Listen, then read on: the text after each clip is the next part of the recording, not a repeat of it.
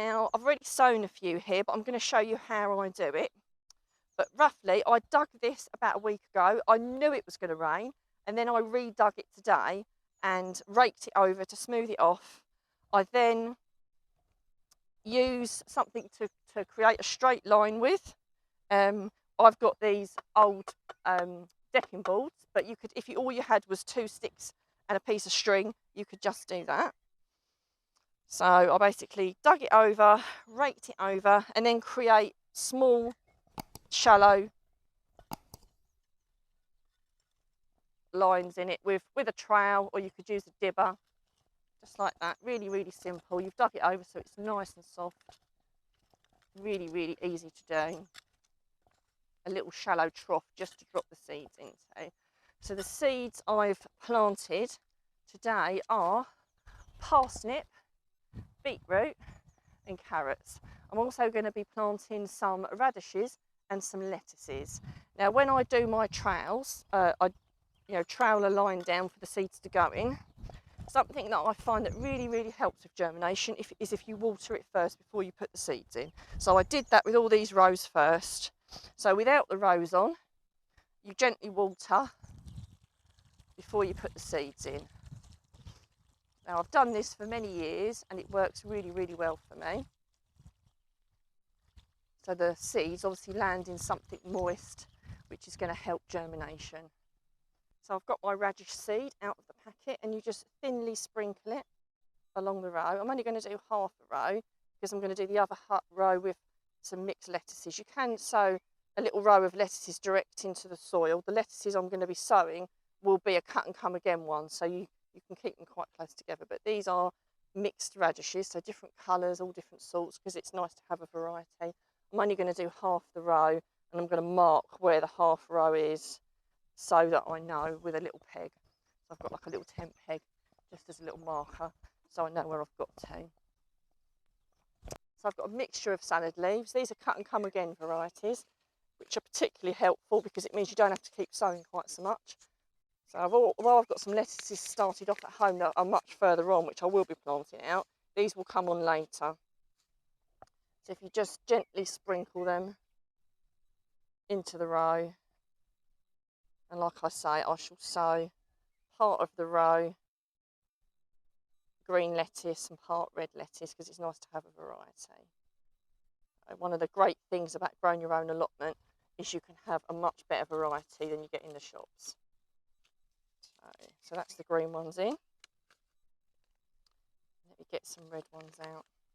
So the green ones are called salad bowl and the red ones are called Lola Rosso. So again, varieties that I've grown year after year after year. I actually find that the slugs aren't quite so attracted to the curly leaf variety lettuces. So I don't know whether other gardeners have had the same experience as me, but that's my personal experience. I've no idea whether there's any science behind that, but it's something that I've just generally found. So less need for any kind of pest control. So there we go. So that's the lettuce seeds in, and now I'm going to show you how to cover them up. So that's my seeds in, and I'm going to put a link in the description so you can purchase some of the seeds if you're not able to find them yourself. So my top tip with covering your seeds is I use a little bit of multi-purpose. The reason I do that is because my soil is quite clayey. Now, if you've got very, very fine soil, then maybe you don't need to. But despite me digging in a lot of organic matter, I still find it quite hard for any seeds to germinate. So I then just gently sprinkle. And remember what I said when you sow other seeds, these are very tiny seeds. You really only just cover it with compost. So you're not putting loads and loads on.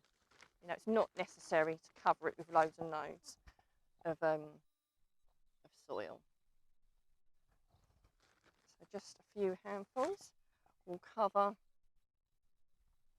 that.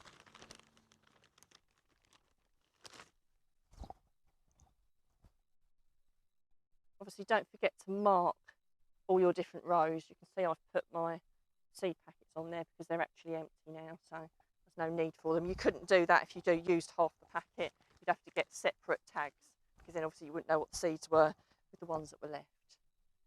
Seems obvious, but I've done it and then realised I didn't have the packet and I didn't know what they were. So there we go. That's my seeds covered, a little bit thin there, so a little bit more. So then you water them. That's really, really important when you water your seeds that you have a rose on it, because if you watered it uncovered, they would all just splay everywhere and that wouldn't be any good. So obviously move this out of the way. You don't want to leave it there because it would encourage slugs. So you just water over the seeds.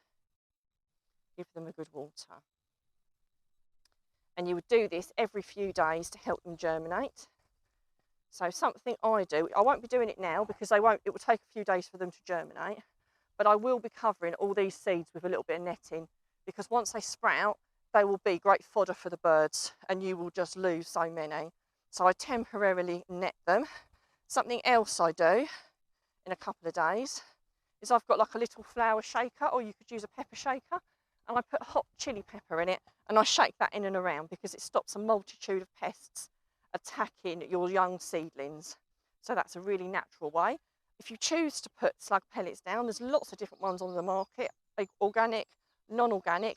Don't put lots down and don't put them right on top of the seeds. If you're going to do it, put them away from it, because you don't want to be putting something that toxic that close to your plants. And if you do put them down, you really don't need that much. It's all down to personal choice. I'm not going to tell you what to do. You have to do what's right for you.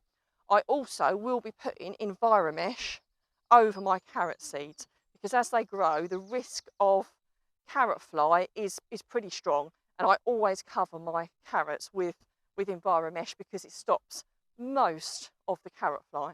This is about a week later from when we sowed these seeds. So as you can see, some of them have started to come up. The radishes are up and the lettuces are up, and also the beetroot. So the parsnips haven't germinated yet, which I wouldn't have expected them to, and neither of the carrots. Again, the same thing, they take much longer to germinate. Now, as I said, I cover these initially because the birds will have them if I don't. So just a few hoops, a little bit of netting over the top, and then once they've got to a reasonable size, I then remove the netting, but then I do keep the carrots covered with some kind of fleece or enviro mesh, because otherwise you'll get carrot fly and that won't be any good.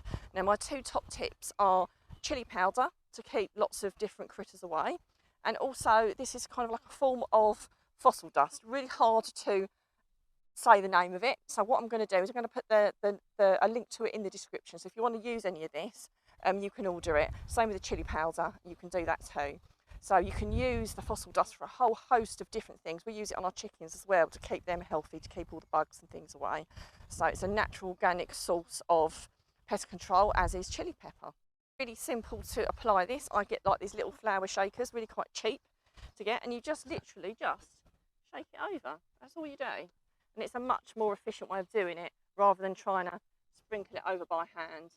So there we go. Just make sure you don't cough in any of the chili powder if the wind's blowing. So really, really simple. So I hope that's helped everybody and help you have some successful growing results this year.